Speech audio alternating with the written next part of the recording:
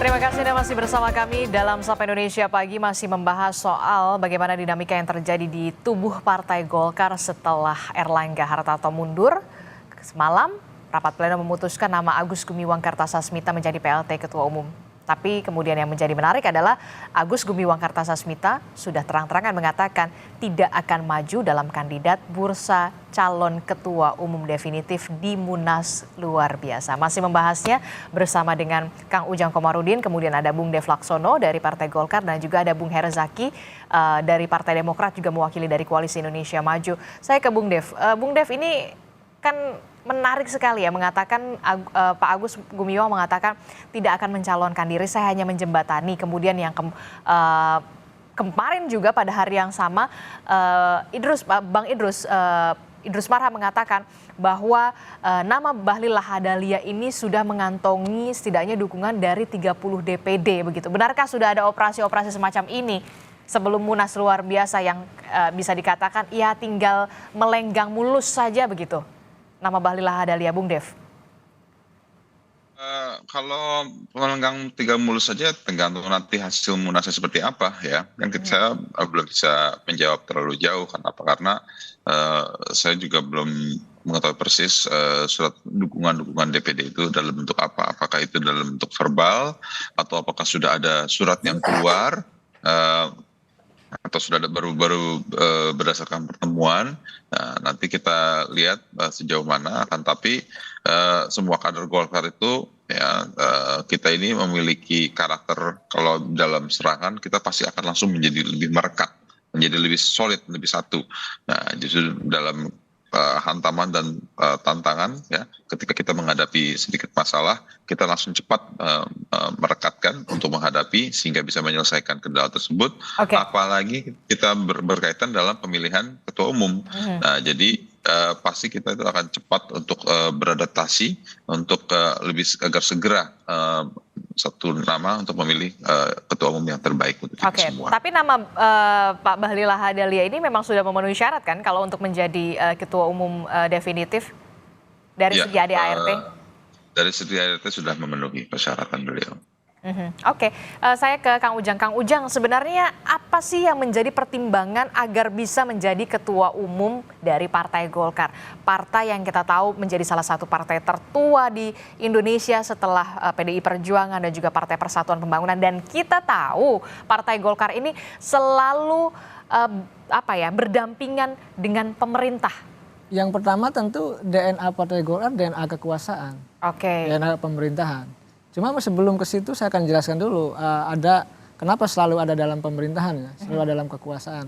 Ada 3 hal atau 3 variabel yang bisa saya jelaskan untuk bisa menjadi ketua umum. Ya, pertama itu faktornya adalah dia punya jabatan. Harus ada punya jabatan dulu di Partai Golkar, di pemerintahan. Pemerintahan. Ya, sebagai menteri, ketua DPR, ketua MPR, wakil ketua. Jadi kalau mau jadi ketua umum pasti harus punya jabatan. Misalkan Pak Erlangga menteri, Pak Agus Gumiwang juga menteri, Pak Bahlil juga menteri, atau siapapun yang punya jabatan strategis di Republik ini, dia baru punya peluang. Kalau nggak punya jabatan juga nggak bisa, sulit. Yang kedua itu yang paling penting bagi saya adalah restu RI 1. Jadi restu RI 1 diakui atau tidak suka itu ada, siapapun ketua umumnya pasti itu akan mendekat kepada meminta restu kepada RI 1, siapapun presidennya gitu. Yang ketiga ini uang, karena bagaimanapun di semua partai ya ketika munas ya agak mahal gitu harga DPD itu. Nah, oleh karena itu saya melihat dari 3 faktor ini kenapa selalu ada dalam pemilihan, karena tadi ketika meminta restu izin kepada presiden, nah ini selalu akan dekat, selalu akan berdampingan dengan kekuasaan. Ya siapa yang tadi ya direstui oleh presiden, direstui oleh pemerintah, dialah yang akan menjadi ketua umum. Jadi saya melihatnya seperti ini, analisa yang objektif yang bisa saya sampaikan. Tentu saya sayang kepada Partai Golkar, partai besar, ya tentu pilihan di pemerintahan mungkin pilihan yang terbaik. Bahkan di pemerintahan Pak Jokowi selalu dijangkar pemerintah, loyal terhadap Pak Jokowi, lalu hasilnya juga menang. Artinya suaranya bertambah kursi di DPR. Apalagi yang kemarin Pilpres kemarin ya kan? Ya, Pilpresnya menang mendukung Prabowo Gibran, pilegnya juga DPR juga bertambah kursinya. Artinya ini adalah suatu prestasi yang dimiliki oleh Partai Golkar. Tetapi tadi ketika sudah masuk pemerintahan ya tentu tadi ada dalam konteks tadi kerjasama dengan sang presiden itu, siapapun sang presidennya begitu. Oke, dan Anda melihat nama Bahlil Lahadalia juga sudah mendapatkan restu dari Presiden Joko Widodo?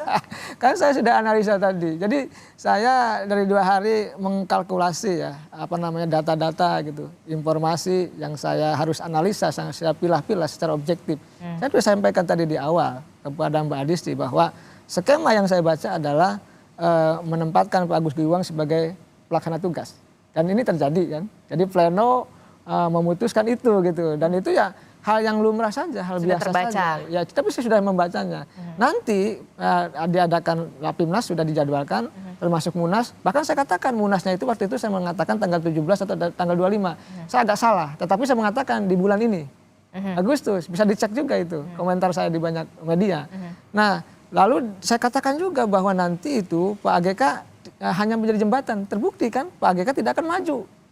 Itu saja bisa diprediksi analisa saya. Dan lalu saya katakan nanti itu kemungkinan besar ketua umumnya adalah Pak Bahlil Lahadalia. Dan saya mengatakan itu ya secara objektif saja. Kenapa? Karena tugas kami ya akademisi, tugas kami pengamat menyampaikan fakta dan data. Tergantung nanti Partai Golkar, apakah memang memilih Pak Bahlil atau tidak ya. Tapi analisa saya mengatakan seperti itu. Kemungkinan besar. Ya, lihat saja bagaimana Pak Bahlil memenuhi syarat.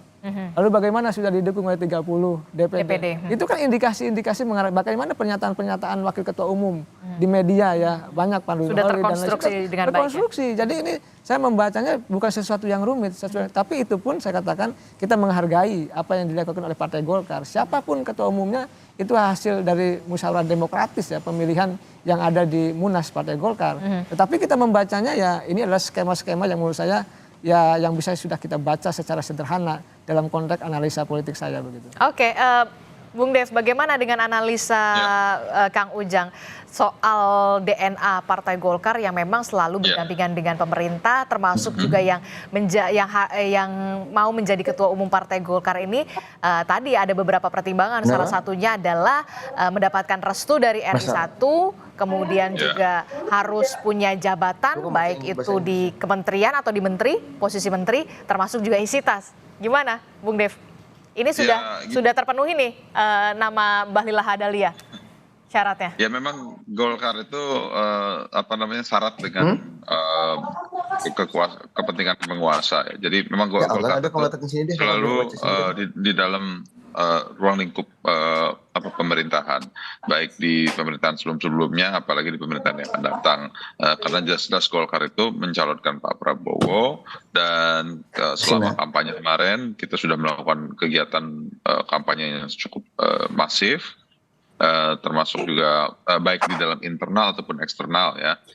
Baik yang dilakukan secara langsung dengan struktural Golkar ataupun menggunakan lapisan-lapisan di luar dengan memanfaatkan jaringan-jaringannya. Nah, jadi ini semua saling berkaitan dan juga kepentingan-kepentingan untuk memastikan smoothnya transisi pemerintahan, target pemerintahan ke depan itu tercapai. Nah, ini menjadi tugas-tugas Golkar. Maka ketua umum yang akan datang itu ya pasti wajibnya melanjutkan pemikiran dan juga berdampingan dengan pemerintahan yang sudah berlangsung agar target-target pemerintahan itu tercapai dan Golkar menjadi salah satu motor utama dalam pergerakan tersebut. Termasuk juga restu dari pimpinan ya RI1. Berarti begitu ya, Bung Dev? Gini, kalau masalah restu apa tidak itu udah hal yang berbeda ya. Kita Golkar, kita bicara Golkar adalah bicara mekanisme yang internal yang berjalan sendiri secara internal. Nah, jadi ini lebih dulu gitu yang harus dijalankan. Nah, lalu dengan kalau kita bicara restu, ya pasti presiden sekarang atau presiden nanti pasti akan menyerahkan sepenuhnya kepada internal Golkar. Nah, kenapa? Karena Golkar sudah menjadi bagian dari pemerintahan. Jadi siapapun yang terpilih pasti akan nyambung dengan pemerintahan yang sekarang atau yang akan datang. Oke, termasuk juga ya pasti dapat restu lah ya, karena kan berdampingan juga sama pemerintahan begitu ya, Bung Dev. Ya, gini, kalau kita nggak usah bicara restunya dari presiden, kita bicara internalnya saja dulu gitu. Kalau internalnya sudah berjalan, pasti akan selaras dengan konsepnya pemerintahan. Oke, baik. Bung Herzaki, bagaimana Anda melihat dengan analisa yang sudah dipaparkan oleh Kang Ujang? Benarkah demikian? kalau di Koalisi Indonesia Maju begitu juga nggak sih sebenarnya? Kalau dari kami tentu Mbak, dari mekanisme setiap partai ini ada polanya sendiri, ada aturan yang mendasari, ada ADART. Ya kita fokus di situ saja gitu. Apa yang menjadi landasan hukumnya, aturan organisasi masing-masing itulah yang akan kita gunakan. Itu yang di Demokrat. Dan kami meyakini apalagi di Golkar. Teman-teman Golkar ini kan partai besar, partai mapan. Semua mekanisme bahkan setahu saya mau tadi Bang Dev sampaikan. Guncangan apapun itu, jika pun ada, itu sudah biasa diambil oleh Golkar. Untuk yang kali ini pun kami melihatnya, ya kita hormati proses dan mekanisme yang ada di Partai Golkar. Siapapun yang menjadi ketua umumnya, Demokrat akan menyambut baik dan tetap akan melakukan kerjasama yang samanya sudah terjalin. Ya kami ini kan sama-sama partai pemenang pemilu Mbak. Oke. Ya kan? Ya kita ini pemenang pilpres ya Bang Dev ya, gitu ya. Jadi kita ini santai-santai aja gitu, karena kan. Berarti tetap kompak ya nanti Pilkada Jakarta mengusung Ridwan Kamil ya? Kompak, ya. Mau Ridwan Kamil, mau siapapun, kami tetap akan kompak Mbak gitu. Kita semua bicarakan bersama. Jika memang ada kesepakatan mengusung satu calon di daerah tertentu ya kita dukung sama-sama. Tapi kalau misalnya katakanlah sama-sama punya jago kuat ya nggak apa-apa. Yang penting kan nanti pemenangnya tetap pemimpin yang sejalan selaras dengan apa yang menjadi visi misi dan program dari Bapak Prabowo dan Pak Gibran Pak. Nah ini yang menjadi penting bagi kami Demokrat, bagi teman-teman Golkar dan Gerindra Pan dan partai-partai lain yang tergabung dalam KIM, bagaimana agar pemimpin-pemimpin daerah yang kita perjuangkan semuanya punya visi misi dan program yang sejalan dan selaras apa yang menjadi mimpi cita-cita dari Pak Prabowo dan Mas Gibran. Karena inilah janji kami kepada rakyat ketika pilpres lalu. Nah ini akan kami wujudkan ketika Pak Prabowo dan Pak Gibran sudah menang. Gitu. Ngomong-ngomong soal Pilkada Jakarta nih Bung Herzaki, ini kan Golkar ini lagi berurusan dengan internalnya sendiri begitu ya. Untuk Pilkada Jakarta bagaimana nih? Apakah nunggu selesai dulu nih Golkar gitu urusannya, baru ini lagi membahas lagi komunikasi soal cawagup dari RK atau seperti apa? Ya secara simultan ya, karena bagaimana proses politik itu kan berjalan terus menerus, tidak dihasilkan oleh satu aksi saja atau oleh satu event aja atau satu kegiatan, tetapi kita berjalan secara terus menerus gitu. Begitu juga dengan dialog atau komunikasi dengan teman-teman Golkar, kan hampir setiap hari bertemu nih. Ya, pimpinan-pimpinan partai Golkar, Demokrat, Gerindra, PAN, dan teman-teman KIM, dan maupun partai lain. Ini kan hampir setiap hari ada pertemuan gitu, ada diskusi gitu, membahas pilkada daerah ini, daerah itu. Oh ada yang barengan, ada yang tidak gitu kan. Ini suatu hal yang wajar saja dalam demokrasi. Karena tadi lagi-lagi kita semua ini partai-partai besar, punya jago-jago kuat. Ya nggak mungkin lah Mbak, kita maksakan Demokrat punya jago kuat, udah bersiap 5 tahun. Atau teman-teman Golkar punya jago kuat, sudah bersiap 5 tahun. Lalu kami bilang, jangan dong gabung ya, nggak juga gitu kan. Jika silakan aja, atau pemenangnya kita juga. Nah kalau misalnya berbicara mengenai Pilkada Jakarta, ya terus Mbak ini proses terus berlanjut. Termasuk soal pembahasan siapa yang akan mendampingi RK ya nanti di Jakarta. Ya tentunya kalau kami Demokrat hari ini tidak akan menyampaikan kita dukung A dukung B ya, tetapi pasti kita akan sejalan selaras dengan teman-teman Golkar dan teman-teman Gerindra, karena kami Mbak biasanya kalau Demokrat ini kita tunggu sudah ada cagup-cawagup atau bupati wakil bupati ini baru kita umumkan. Gitu. Nah, tapi kalau dalam berproses ini kita komunikasi intens dengan teman-teman Golkar dan juga teman-teman Gerindra, dan memang betul Pak Ridwan Kamil itu adalah salah satu calon kuat yang akan kemungkinan kami dukung di Pilkada Jakarta karena memenuhi 3 kriteria Mbak. 1 punya kans menang, 2 punya integritas, dan 3 punya jejak rekam yang sangat baik ketika menjadi kepala daerah baik di Jawa Barat maupun di Kota Bandung. Gitu. Seperti yang disampaikan oleh Ketua Umum kami, Mas Ahaye. Saya ke Kang Ujang. Kang Ujang, gimana nih? Apakah nanti Anda melihat dengan masuknya Ketua Umum Partai Golkar yang baru secara definitif yang akan dihasilkan oleh Munas luar biasa oleh Partai Golkar, taruhlah kita berandai-andai nama Bahlil Lahadalia gitu ya kan? Apakah nanti akan ada perubahan peta politik khususnya di Pilkada Jakarta? Ya bisa berubah juga bisa tidak. Artinya begini, Ridwan Kamil yang katakanlah sudah dimandatkan lah oleh Pak Erlangga itu bisa juga didukung oleh KIM. Kalau Bang Herzaki katakan ingin menang, karena memang kalau kita bicara pilkada kan ketokohan, tokoh yang laku dijual, tokoh yang katakanlah bisa mendapatkan dukungan dari warga Jakarta itu pasti. Kalau enggak ya sulit. Nah, tetapi memang apakah misalkan dengan Pak Bahlil kalau jadi ketua umum nanti katakan ditetapkan dan misalkan tanggal 20 atau 21 Agustus. Lalu apakah berubah? Katakan bisa berubah bisa tidak, atau gini skemanya. Ridwan Kamil calon gubernurnya, Kaesang calon wakil gubernurnya. Tapi bisa juga nanti Ridwan Kamil tersisih lalu tahu-tahu Kaesang yang jadi calon gubernur kalau misalkan melawan kota kosong. Seberapa besar peluang itu? Ya mungkin saja. Saya meyakini ya di politik tidak yang tidak mungkin. Dan itu menurut saya sangat mungkin bisa probabilitasnya bisa 60%. Tapi sekali lagi kita kembalikan kepada Partai Golkar dan Kim ya. Apakah memang betul-betul serius hingga akhir di tanggal 29 Agustus pendaftaran akhir ya untuk mendaftarkan Ridwan Kamil dengan pasangannya? Apakah Kaisang mungkin? Atau dibalik juga Kaisang memang nanti menjadi calon gubernur dan itu mungkin bagi saya karena dalam politik lihat saja bagaimana Anies yang memiliki elektabilitas tinggi yang dianggap kuat hari ini sulit untuk mendapatkan dukungan. Jadi dalam konteks kalkulasi politik serba mungkin dan bisa berubah dan juga bisa tidak begitu. Termasuk juga kemungkinan Pak Jokowi dan juga keluarga mungkin Gibran Rakabuming Raka juga bisa diposisikan mendapatkan posisi di Partai Golkar setelah nama Bahlil Lahadalia sebelum tanpa mengurangi nanti hasil munaslup. Bisa nggak berada dalam situ? Ya saya yakin lah. Ini kan ada terjadi kompromi ya. Kompromi antara Pak Erlangga dengan Pak Bahlil pengurus yang baru. Lalu dengan pihak pemerintah kan pasti nih terkorelasi. Nggak mungkin berdiri sendiri. Pasti akan terkorelasi antara tiga pihak itu. Oleh karena itu ya nanti ada kompromi misalkan sudah ada pembicaraan Pak Erlangga akan diberikan penghargaan, akan diberikan tempat, termasuk Pak Jokowi dan Mas Gibran pasti akan diberikan tempat menurut hemat saya. Karena Pak Bahlil ini bagaimanapun sangat dekat dengan Pak Jokowi. Dan jadinya Pak Bahlil, kalau bahasa saya, adalah atas izin restu Pak Jokowi.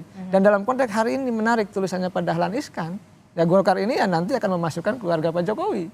Oleh karena itu ya suka tidak suka, senang tidak senang ya dibantah apapun ya. Kita lihat saja nanti apakah memang seperti itu, apakah apa yang saya sampaikan, yang saya spekulasikan ini. Tetapi apa yang kita lihat adalah bagian daripada skema-skema yang sudah saya bicarakan dari awal tadi.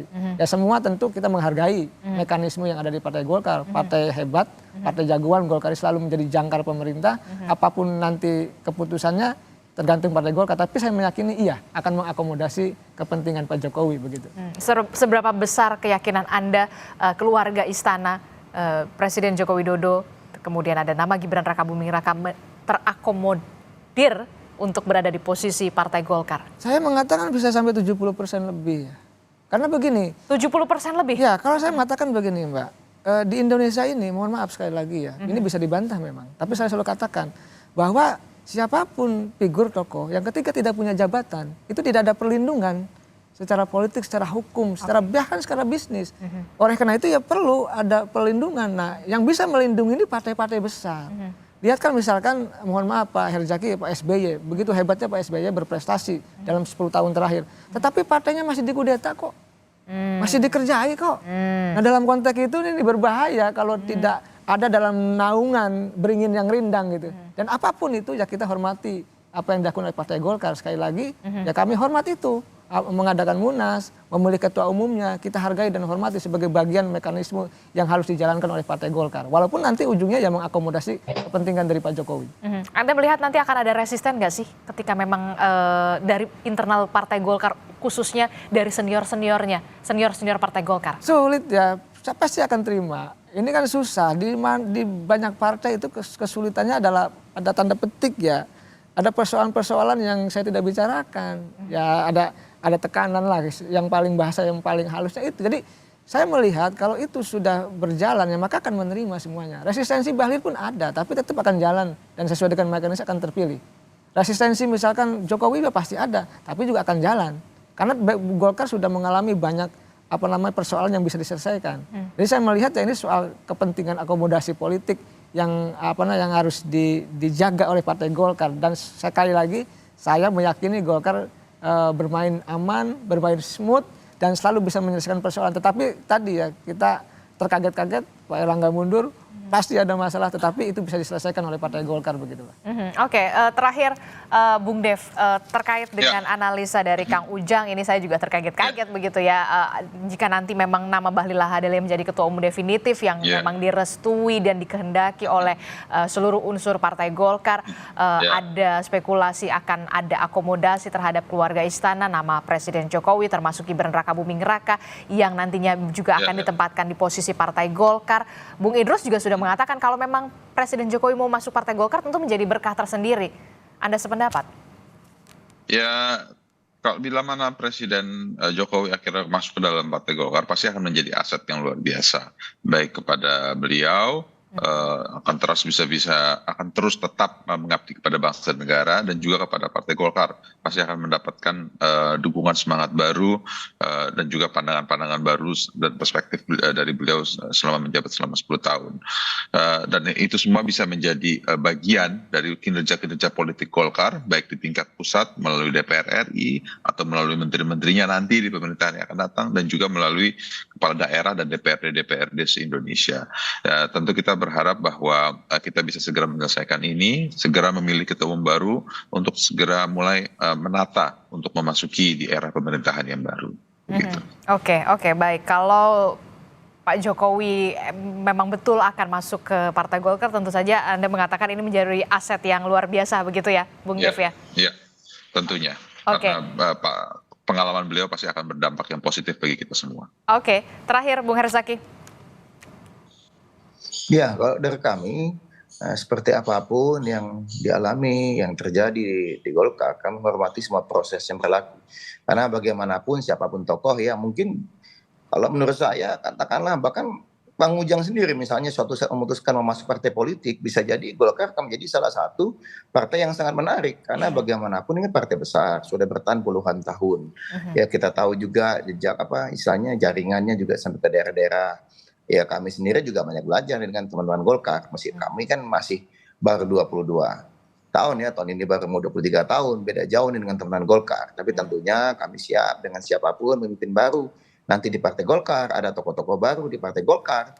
Ya, Demokrat akan terus selalu bekerja sama bagaimana kita menjaga 5 tahun ke depan, pemerintahan Pak Prabowo dan Pak Gibran bisa membuat Indonesia makin maju dan makin sejahtera. Oke, kita akan tunggu bagaimana nanti hasil Rapimnas dan juga Munas luar biasa yang akan memutuskan siapa yang akan menempati posisi Ketua Umum Partai Golkar secara definitif setelah semalam rapat pleno sudah memutuskan nama Agus Gumiwang Kartasasmita menempati posisi sebagai PLT Ketua Umum, termasuk juga apakah nanti benar analisa-analisa yang sudah disampaikan atau dipaparkan oleh Kang Ujang benar menjadi nyata. Kita akan tunggu. Terima kasih Bung Dev dan juga Bung Herzaki. Kang Ujang, terima kasih telah bergabung bersama kami. Selamat pagi Bapak-Bapak. Assalamualaikum, sehat selalu. Bang Dev, Bang Herzaki. Waalaikumsalam. Terima kasih Bang Dev. Terima kasih Kang Ujang.